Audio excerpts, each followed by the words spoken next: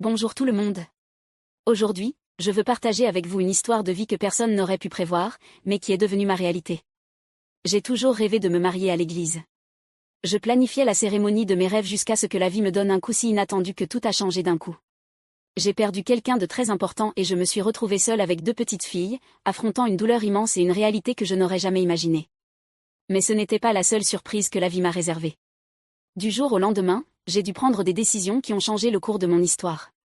Ce qui semblait être une fin s'est transformé en un nouveau départ. Mais croyez-moi, ce que j'ai vécu ensuite va vous laisser bouche bée. Vous voulez savoir comment j'ai réussi à surmonter tout cela et ce qui s'est passé d'encore plus inattendu? Restez avec moi jusqu'à la fin, car il y a encore bien plus à venir, et vous ne croirez pas ce qui s'est passé ensuite.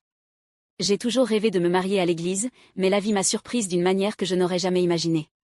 Quand nous avons enfin fixé la date de notre mariage, l'inattendu s'est produit. Louis, le père de mes filles, est décédé subitement. Ce fut un choc qui m'a prise totalement au dépourvu. Tout à coup, je me suis retrouvée seule avec 2 petites filles, Carla, 3 ans, et Diane, à peine 1 an. Et c'est là qu'elles sont devenues ma raison de vivre. Si vous avez des enfants et que vous feriez tout pour eux, commentez ici, je les aime. Commentez simplement, je les aime, et montrez l'amour que vous avez pour vos chers enfants. Je lirai tous les commentaires et je les marquerai avec un cœur. Je me suis complètement investie en elles, la jeunesse, la force, la vigueur, tout ce que j'avais de meilleur, je leur ai consacré. J'ai dû être à la fois mère et père, et bien que le deuil soit immense et semble interminable, je ne pouvais pas me permettre de m'effondrer. Louis, en plus de me laisser seule avec les filles, m'a laissée avec de nombreuses dettes. Comme il travaillait à son compte, je n'ai reçu aucune aide. Alors, j'ai dû me lancer dans le travail jour et nuit, sans repos. Mais heureusement, les choses ont commencé à s'améliorer. Je travaillais comme couturière dans l'atelier de Donabé, et elle m'a permis d'amener les filles, car la place en crèche n'était pas encore disponible. J'ai travaillé là pendant des années, et selon Donabé, j'avais un grand potentiel. Elle m'a encouragée à ouvrir mon propre atelier, et avec le soutien de mes filles, qui étaient déjà plus âgées, nous avons décidé de faire ce grand pas. Elles ont tout appris sur les machines à coudre et ensemble, nous sommes devenus une équipe imbattable. Notre atelier a grandi, j'ai embauché d'autres couturières, et avec le temps, les filles ont terminé leurs études et ont suivi leur propre carrière. Je savais que la vie de couturière n'était pas facile, mais j'étais tellement concentrée sur le fait de donner le meilleur à mes filles et à mon entreprise que pendant des années, je n'ai pensé à rien d'autre. Jusqu'à ce qu'elles grandissent, se marient, et que je me retrouve seule dans une grande maison avec ce vide. J'ai commencé à envisager l'idée de me remettre en couple. Après tout, j'étais encore jeune. Mes filles disaient que j'étais bien et que je méritais d'être heureuse. Le problème, c'était de sortir pour un rendez-vous après une journée épuisante de travail. Je n'avais même pas l'énergie pour ça. Alors, je me suis consacrée au travail, sans précipitation, laissant la vie suivre son cours. C'est alors que Brian est entré dans ma vie. Il était chauffeur pour l'une des entreprises pour lesquelles je travaillais, et peu à peu, nous nous sommes rapprochés. Il était sympathique, drôle, et rapidement, il n'arrêtait pas de me complimenter. Je dois avouer que j'ai ressenti une forte attirance, mais j'ai résisté par peur. Je ne voulais pas m'impliquer, mais il a tellement insisté que j'ai finalement accepté un dîner. Vous savez, ce premier rendez-vous inconfortable où vous ne savez pas comment agir? J'étais comme ça, mais Brian a su me mettre à l'aise. Il me regardait dans les yeux, me touchait les mains, et je sentais une sincérité dans chacun de ses gestes. Après le dîner, j'ai suggéré que nous rentrions à la maison, mais quelque chose dans ma tête me disait que je commençais peut-être à envisager un avenir différent. Et vous, avez-vous déjà vécu quelque chose qui vous a fait repenser toute votre vie? Dans une telle situation, feriez-vous la même chose? Commentez ici pour me dire ce que vous feriez dans une situation comme celle-ci, et si ce que j'ai fait était la bonne chose à faire. Ce soir-là, Brian voulait quelque chose de plus, quelque chose que je n'avais pas prévu. Il m'a convaincu d'aller en boîte de nuit. Je l'avoue, j'étais sous le choc. Une boîte de nuit, me suis-je dit? Tout ce que je voulais le moins, c'était du bruit, de la musique forte et toute cette agitation. Mais pour ne pas paraître trop rigide ou ringarde, j'ai décidé d'accepter l'invitation. Je n'ai jamais été du genre à danser, d'autant plus que si je bougeais un bras, ma jambe ne suivait déjà plus. Mais j'ai pensé, qui est sous la pluie doit se mouiller, et j'ai décidé de me jeter à fond dans cette soirée. Brian disait que ça nous ferait du bien, que nous nous amuserions, que je ferais quelque chose de différent autre que de coudre, et croyez-moi, il avait raison. Quand le DJ a lancé une heure entière de musique des années 80, je me suis retrouvée transportée à une époque qui semblait déjà révolue. J'ai revécu des moments et des souvenirs de personnes qui n'étaient plus avec moi. C'était un mélange de tristesse et de joie, quelque chose que je ne savais pas que je ressentais si intensément. Mais le meilleur restait encore à venir. Au milieu de la nuit, Brian et moi avons fini par nous embrasser, et je ne peux pas nier que c'était comme si j'avais touché le ciel. Mes jambes tremblaient, et quand il m'a serré dans ses bras, j'ai cru que j'allais m'évanouir d'émotion.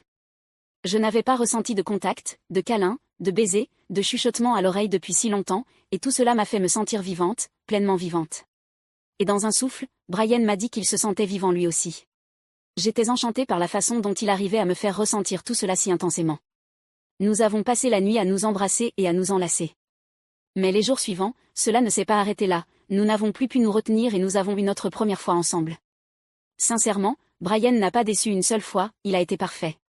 Et après, avec un sourire sur le visage, il m'a dit que ce n'était que le début. Je me suis retrouvée complètement prise par cet homme, et la sensation que j'avais était que je le voulais déjà pour toujours dans ma vie. Nous avons été ensemble pendant 6 mois, et ensuite, nous avons décidé de nous marier l'année suivante. Mais avant de franchir cette étape, nous avons décidé de vivre ensemble. Partager ma vie avec Brian a été facile, il était un compagnon incroyable, compréhensif, et il est devenu ami avec mes filles. Sa mère, Donna Nanette, s'est beaucoup identifiée à moi, et chaque fois qu'elle allait faire quelque chose, elle me demandait mon avis en premier. Nous sommes devenus amis, et elle me mettait sur un piédestal, tellement elle m'appréciait. Mais avec le temps, quelque chose a commencé à changer. Brian a commencé à insister pour avoir un enfant, et l'idée a commencé à m'inquiéter de plus en plus. J'approchais des 50 ans et je savais qu'une grossesse à cet âge pourrait mettre ma vie en danger. Je ne voulais pas prendre ce risque, et je lui ai dit que si nous voulions un enfant, nous pouvions adopter. Mais Brian n'a pas accepté ma proposition. Il disait qu'il était très compétent pour faire des enfants et qu'il n'était pas prêt à s'occuper des enfants d'une autre personne. Donc, c'était avec moi qu'il voulait avoir des enfants. Cela, bien sûr, a causé des tensions dans notre relation. Avec le temps, Brian a commencé à avoir des comportements différents. Il sortait sans prévenir, rentrait tard le soir, et quand il arrivait à la maison, il ne me parlait presque pas. L'ambiance est devenue tendue et inquiète. J'ai demandé à ma fille Diane de lui parler, mais elle a été très grossière et a dit qu'elle ne voulait pas se mêler des affaires de couple, que si j'avais choisi un homme plus jeune, c'était à moi de résoudre les problèmes. J'étais complètement stupéfaite par son manque de tact. Mais en même temps, j'ai réfléchi, elle et son mari traversaient aussi des difficultés dans leur mariage, donc peut-être que sa réaction était simplement le reflet de tout ce qui se passait. Enfin, cette année-là a été marquée par de grands changements et des événements dans ma vie et dans ma famille. Je suis devenue grand-mère, Carla, ma fille, a eu des jumelles identiques, Renata et Roberta. J'ai aussi agrandi mon atelier de couture. J'ai obtenu mon permis de conduire et j'ai acheté une voiture, ce qui m'a donné encore plus de liberté. Brian, quant à lui, a suivi un cours d'anglais, et je l'ai soutenu dans tout. Quand Noël est arrivé, j'ai réuni ma famille à la maison, y compris les filles qui travaillaient avec moi, et à ma grande surprise, elles sont toutes venues accompagnées de leur famille. J'étais si heureuse et épanouie, sentant que je vivais tout ce que j'avais un jour demandé à Dieu. Mais la plus grande surprise restait encore à venir, ma fille Diane, avec un sourire radieux, a annoncé qu'elle attendait son premier bébé. Mon Dieu, je pouvais à peine y croire.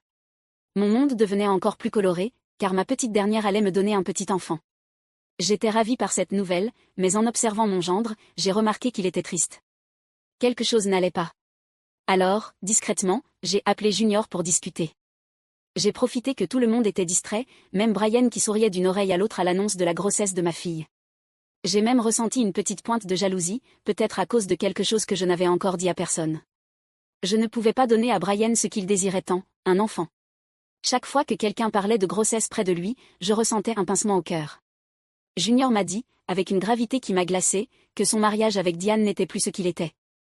Il a révélé qu'il s'était passé beaucoup de choses entre eux, y compris quelque chose que je n'aurais jamais imaginé, elle l'avait trompé. Ces mots résonnèrent dans ma tête, et j'ai mis du temps à tout assimiler. Comment cela pouvait-il être? Ma fille, ma petite Diane, faisant quelque chose d'aussi impensable? J'avais du mal à y croire. Mais il parlait avec tant de certitude que je ne pouvais m'empêcher de me poser des questions. Et le pire, Junior soupçonnait que le bébé n'était pas de lui. À ce moment-là, j'ai ressenti une révolte m'envahir. Ce n'est pas possible, ai-je pensé. C'était difficile à accepter, mais je devais écouter ce qu'il disait. Alors j'ai demandé, bouleversée, pourquoi personne ne m'a parlé de ça avant? Pourquoi Diane ne m'a-t-elle rien dit?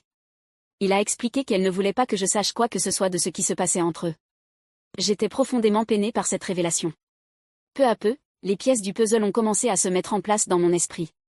Ma fille était effectivement différente avec moi, quelque chose n'allait pas, mais je n'avais pas réussi à le voir. Junior m'a demandé de ne rien dire à personne, surtout pas à Diane, et m'a dit qu'il attendrait la naissance du bébé pour prendre une décision sur leur avenir. Mon Noël s'est terminé là, car comment pouvais-je me réjouir en sachant que ma fille et mon gendre avaient de si gros problèmes dans leur mariage? C'était inimaginable qu'une telle chose puisse se produire au sein de ma famille, moi qui avais toujours cru en des liens solides. Je voyais maintenant tout s'effondrer autour de moi. Cette révélation m'a laissé complètement perdue. Je n'ai rien dit à personne, mais il était impossible de ne pas y penser tout le temps. Chaque jour, c'était un supplice, et mon esprit vagabondait constamment entre Diane, Junior et l'enfant à venir point forte et toute cette agitation. Mais pour ne pas paraître trop rigide ou ringarde, j'ai décidé d'accepter l'invitation. Je n'ai jamais été du genre à danser, d'autant plus que si je bougeais un bras, ma jambe ne suivait déjà plus. Mais j'ai pensé, qui est sous la pluie doit se mouiller, et j'ai décidé de me jeter à fond dans cette soirée. Brian disait que ça nous ferait du bien, que nous nous amuserions, que je ferais quelque chose de différent autre que de coudre, et croyez-moi, il avait raison. Quand le DJ a lancé une heure entière de musique des années 80, je me suis retrouvée transportée à une époque qui semblait déjà révolue. Ce furent des mois d'angoisse jusqu'à ce que je ne puisse plus tenir. J'ai décidé d'appeler ma fille. Elle a répondu et m'a dit qu'elle n'était pas allée travailler parce qu'elle se sentait naze. J'ai profité de ce moment pour lui rendre visite. Je ne l'ai pas prévenue de ma venue. J'ai laissé l'atelier entre les mains de Marie-Léosa, une amie chère, et je suis allée à la boulangerie acheter le gâteau de maïs qu'elle aimait tant. Je me suis rendue chez Diane, qui habitait dans une autre commune, et si elle n'était vraiment pas bien, je resterai avec elle jusqu'au lendemain. En chemin, je réfléchissais à ce que je dirais, comment je pourrais faire en sorte que ma fille s'ouvre à moi. Je voulais l'aider à se retrouver, à comprendre où elle avait fait des erreurs. Je me demandais comment elle pouvait gâcher un mariage si bon. Junior est un mari formidable, travailleur, honnête, que pourrait-elle vouloir de plus? J'avais tant de pensées confuses que je ne savais pas par où commencer notre conversation. Mais au moins, le gâteau était une bonne excuse pour me rapprocher. Comme le dit la parole de Dieu, il n'y a rien de caché qui ne soit révélé, et je savais que tôt ou tard, la vérité éclaterait. Quelques jours auparavant, j'avais rêvé que j'étais trahie. J'ai rêvé que Brian me trompait avec une femme blonde, mais je ne pouvais pas voir son visage car elle se cachait. Quand je lui tirais les cheveux, le visage qui apparaissait était le mien. Un rêve confus auquel je n'avais pas accordé beaucoup d'attention à l'époque, après tout, Brian ne m'avait jamais donné de raison de douter. Et malgré les discussions sur la grossesse, je n'aurais jamais imaginé qu'il puisse me tromper. Quand je suis arrivée chez Diane, quelque chose m'a dérangée. J'ai vu la voiture de l'entreprise où travaillait Brian garée de l'autre côté de la rue. J'étais intriguée. Je suis allée jusqu'à sa voiture, mais tout était fermé. J'ai décidé de marcher jusqu'au bout de la rue pour voir s'il y avait un atelier de couture à proximité. J'ai demandé à un propriétaire de bar s'il connaissait un atelier, mais il m'a assuré qu'il n'y en avait pas. Vous savez ce pressentiment qu'on a parfois, mais qu'on a peur de croire? J'étais dans cet état effrayé de découvrir quelque chose qui pourrait me blesser. Cependant, je ne pouvais pas être lâche, je devais affronter ce qui m'attendait. J'ai sonné à la porte de ma fille, déjà angoissée. Quand elle est apparue à la fenêtre en chemise de nuit à 7 heures de l'après-midi, j'ai ressenti une atmosphère étrange. Son regard était effrayé, et cela ne faisait qu'accroître mon inquiétude. Diane a ouvert la fenêtre et m'a dit qu'elle ne pouvait pas ouvrir la porte parce qu'elle ne savait pas où était la clé. J'étais déjà nerveuse et je sentais qu'elle mentait. Alors, sans détour, j'ai dit, « Tu veux que ta mère parte sans même m'offrir un verre d'eau ?» Elle, gênée, a répondu qu'elle ne pouvait pas ouvrir la porte. Le mensonge devenait de plus en plus évident, la sensation que quelque chose n'allait pas me rongeait. Je savais que je ne pouvais pas laisser cela passer. Avec fermeté, j'ai demandé qu'elle ouvre la porte en disant, « Je sais déjà qui est avec toi à l'intérieur. » Diane m'a dit que j'étais folle, que je la rendais encore plus nerveuse. Comme je n'ai jamais aimé les scandales, j'ai demandé une nouvelle fois poliment qu'elle ouvre la porte.